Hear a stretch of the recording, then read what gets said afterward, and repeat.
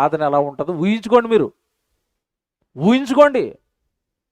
పాపం చాలా హాయిగా ఉంది, పాపం చాలా సంతోషాన్ని ఇస్తుంది. పాపం వల్ల సంపాదించిన డబ్బుతో సంతోషాలు సుఖంగా ఆనందపడుతున్నారు. కానీ బైబిల్లో ఒక మాట ఉంటుంది, ఎవరైతే పాపం చేస్తారో, ఎవరైతే పాపంలోనే బ్రతుకుతారో, ఎవరైతే పాపంతోనే బ్రతుకుతారో, చివరికట ఆ పాపం వాళ్ళకి భయంకరంగా మారుతుందని రాశాడు సామెతల గ్రంథంలో 21వ అధ్యాయం. సామెతల గ్రంథం 21వ అధ్యాయం తీయండి.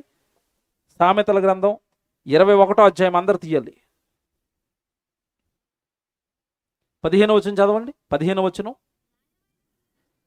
సామెతల గ్రంథం 21వ అధ్యాయం 15వ వచనం. న్యాయమైన క్రియలు చేయుట నీతిమంతునికి సంతోషకరము, పాపము చేయువానికి, ఆ మాట పట్టుకోండి, పాపము చేయువానికి అది భయంకరం. భయంకరం. చచ్చిపోయిన తర్వాత పాపం చాలా మూల్యాన్ని చెల్లించుకోవాల్సి వస్తుందండి. పాపం మనిషికి భయంకరంగా మారిపోద్దట. భయంకరం, భయంకరం. ఆ పదాలు చూసారండి, భయంకరం అండి. పాపము భయంకరం అండి. భూమి మీద ఉండగా ఏమి తెలియటం లేదండి ఎవరికి. అబద్ధాలు ఆడుతాను, దొంగతనాలు చేస్తాను, వ్యభిచారం చేస్తాను. ఏమండి, ఎక్కడ చూడండి, గ్రామాలు మొదలుకొని పట్టణాలు మొదలుకొని పల్లెల వరకు ఎక్కడ చూడండి బాబోయ్, తెల్లవారు లేస్తుంటే వార్తలని అక్రమ సంబంధాలు, అక్రమ సంబంధాలు. ఎవరి కుటుంబం బాగుంటలేదండి, ఏ స్త్రీ బాగోలేదండి, ఏ పురుషుడు బాగోట్లేదండి.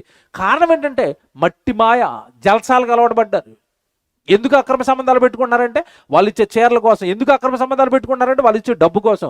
ఎందుకు అక్రమ సంబంధాలు పెట్టుకున్నారంటే వాళ్ళు ఇచ్చే బంగారం కోసం, వెండి కోసం, చీరల కోసం, బంగారం కోసం, లేదా శరీరానికి ఇచ్చే 5 నిమిషాల సుఖం కోసం ఈ అక్రమ సంబంధాలు పెట్టుకుని ఇష్టానుసారంగా వ్యభిచారం చేస్తానంటే చూసారు కదా వీడియో.